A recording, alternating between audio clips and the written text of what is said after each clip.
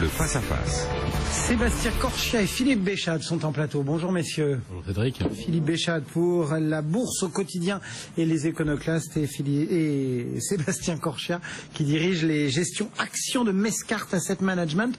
Votre regard d'abord à l'un et à l'autre sur le marché, sur cette espèce d'apathie. On ne sait pas vraiment où aller, comment y aller, que faire. Sébastien, on mouronne dans un range assez étroit. On manque d'initiative.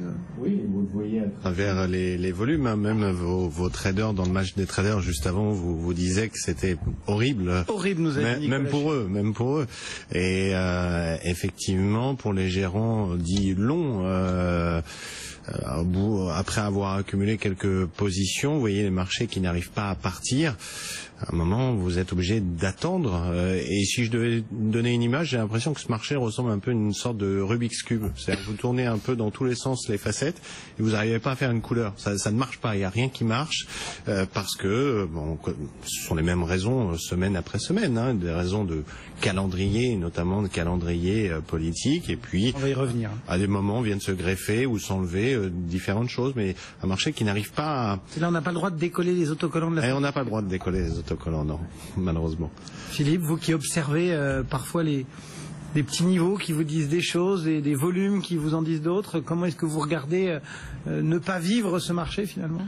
Je pense qu'il est arrivé à ce que j'ai prédit sur ce même plateau il y a quelques mois, savoir que le match boursier arbitré par les banques centrales qui sifflent le coup franc et penalty, là il y a pratiquement plus aucun joueur sur le terrain. Donc on en est réduit effectivement à une séance de tir au but. Alors on tire à la hausse, puis on tire à la baisse, puis on tire à la hausse, puis on tire à la baisse. Bon, il n'y a plus de match, il n'y a plus personne dans les tribunes, d'ailleurs tout le monde s'en fiche. Voilà, on est arrivé dans un marché où on a fini par éjecter tous les gérants qui opéraient avec leur cerveau. Alors je dis pas qu'il n'y en a plus, je dis simplement qu'ils sont écrasés par la gestion algorithmique, qu'ils sont écrasés par les 6300 ETF et ETP qui ne font que de la réplication indicielle passive au travers de paniers. Bon, voilà, on ne joue plus. Donc la question est de savoir maintenant dans quel sens, on va dire, le coup va partir. On a vu hier soir remonter la volatilité à Wall Street. Alors, on avait eu une baisse de la volatilité lundi, -1 sur les indices US. Enfin, +1 lundi, -1 hier soir. Comme on dit, match nul, balle au centre. Donc maintenant, comme la volatilité est très basse, est-ce que l'objectif c'est de la ramener sur des planchers historiques, c'est-à-dire aux alentours de 12, ce qui sera à mon avis compliqué? Surtout quand on a commencé à vendre la volate mi-février, on était à 30. Je pense quand même qu'une partie du chemin est fait. Ou alors, est-ce qu'aujourd'hui, ça vaut le coup de déclencher une vague de volate? Mais il ne faut pas que les gens la voient venir, parce que sinon, ça ne sera pas payant. Il y a tellement peu de volume que si on veut se positionner pour une future poussée de stress, il faut que ça prenne un peu tout le monde par surprise. Donc je serais presque tenté de penser qu'il faudrait même qu'il y ait une petite poussée haussière. Alors on peut trouver n'importe quel prétexte, le pétrole qui s'en va à 49, la corrélation entre les actions et le pétrole, tout va bien, youpi. On retire le marché, puis derrière, c'est là que s'enclenche la correction. Mais tant qu'on restera autour de 4003 sur le CAC, on va rien voir se dessiner à mon avis. Excusez-moi, la pression pour le moment, elle a un gros gyrophare sur la tête et tout le monde l'a vu, c'est le Brexit, non? Ça fait partie alors pression, je ne sais pas si c'est le mot, mais des plafonds en tout cas des sujets de préoccupation. Sujet de préoccupation, en fait, quand vous interrogez différentes personnes, économistes, journalistes ou même, je dirais, citoyens, personne ne croit véritablement au Brexit. Et il n'empêche que si ça fait pas baisser les marchés, si pour le coup les investisseurs ne filent pas à l'anglaise, on pourrait le dire comme ça, ils sont limités dans leur... c'est un pari quand même binaire. Hein. Vous rajoutez à ça au même moment dans ce calendrier les élections espagnoles, vous rajoutez à ça la Fed qui va arriver au même moment, vous comprenez que c'est quand même compliqué pour un allocataire d'actifs de dire je fais un pari qui sera là vraiment avec tout le mot pari. C'est pas facile, et notamment regardez un investisseur anglo-saxon et notamment américain, est-ce qu'il a envie d'aller sur l'Europe dans ce timing, là, précisément, quand on lui explique que c'est compliqué pour Madame Merkel, que c'est compliqué, ça va être compliqué en France, que c'est très compliqué en Espagne, et puis il en est de même en Angleterre, il n'a pas envie, et vous voyez une des explications de la baisse des volumes, c'est effectivement les gérants qui n'ont pas grand-chose à faire, c'est compliqué, on vient de le dire, mais aussi vous avez, Philippe parlait des ETF, il y a beaucoup de statistiques qui sortent sur les ETF, il y a beaucoup de rachats quand même sur les actions européennes depuis plusieurs semaines. Donc l'allocation sur les actions européennes a un peu diminué, c'est là aussi, c'est la traduction de ce qu'on vient de dire, mais ça peut pas aider le marché à remonter. Et Philippe parlait de volatilité et d'ETF, on peut faire un mix des deux. S'il y a un ETF qui voit actuellement ces derniers jours ses volumes, en tout cas ses souscriptions exploser à la hausse, c'est l'ETF VXX qui est en fait celui qui réplique la volatilité.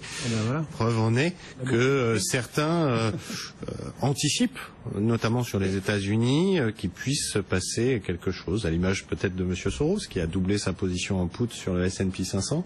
Donc il y a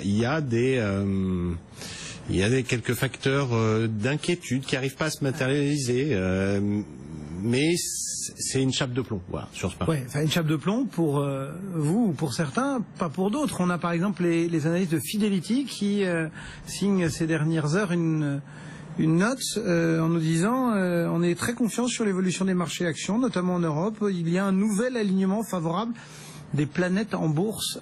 C'est quoi? Ce sont les mêmes planètes qui se réalignent ou c'est un nouvel alignement? Enfin, il y a des raisons d'être vraiment optimiste comme le sont les gens de Fidelity, Philippe? Alors, je ferai un petit clin d'œil juste après avoir répondu à votre question. L'alignement, ça peut être pas de hausse des taux aux États-Unis avant décembre.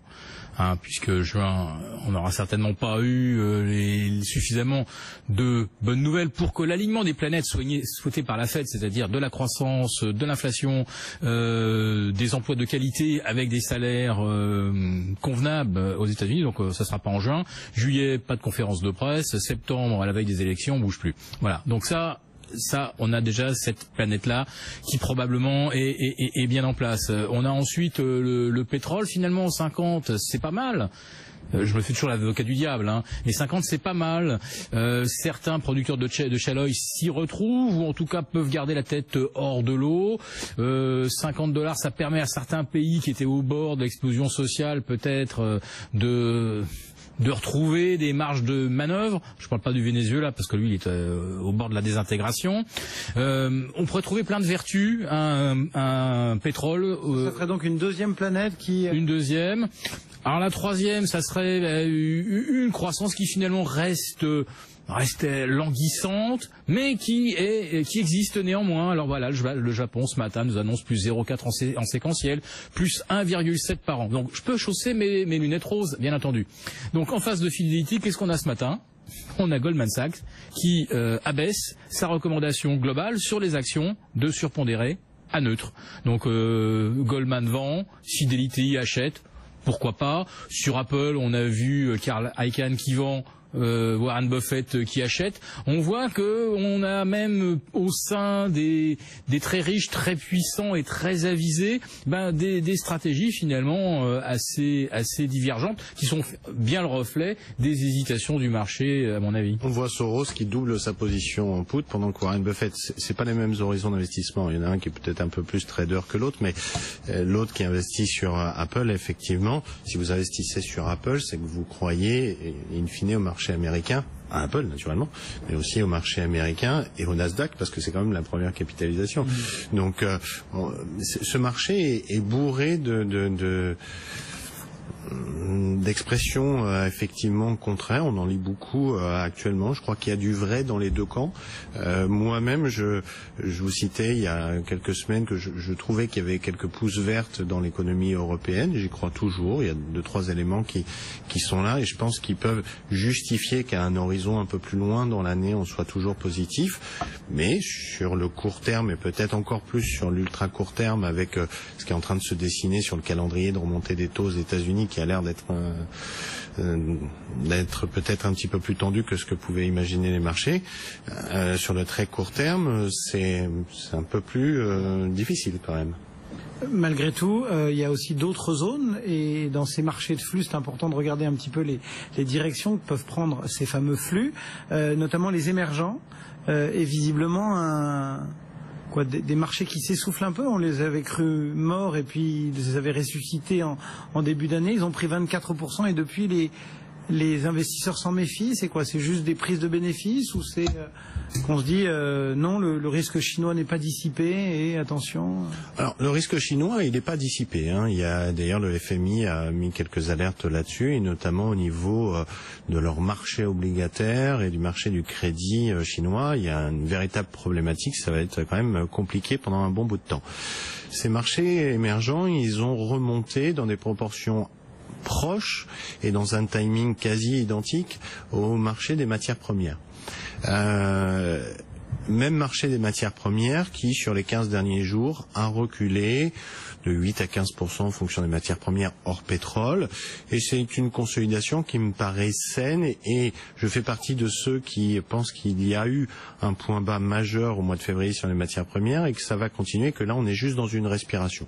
Donc pour l'instant, on est, je dirais que l'essoufflement que vous évoquez est tout simplement des prises de bénéfices légitimes comme elles le sont sur les matières premières. Donc je suis pas particulièrement inquiet. Maintenant, dans le très court terme là aussi, compliqué quand même d'aller se mettre sur les marchés émergents quand vous connaissez, ou maintenant en tout cas, il faut les regarder attentivement, mais d'aller s'y mettre quand vous voyez la situation au Venezuela, qui est quand même difficile, même si c'est un petit pays. Il y a le Brésil, moi je le cite depuis des mois et des mois comme étant un facteur de risque fort.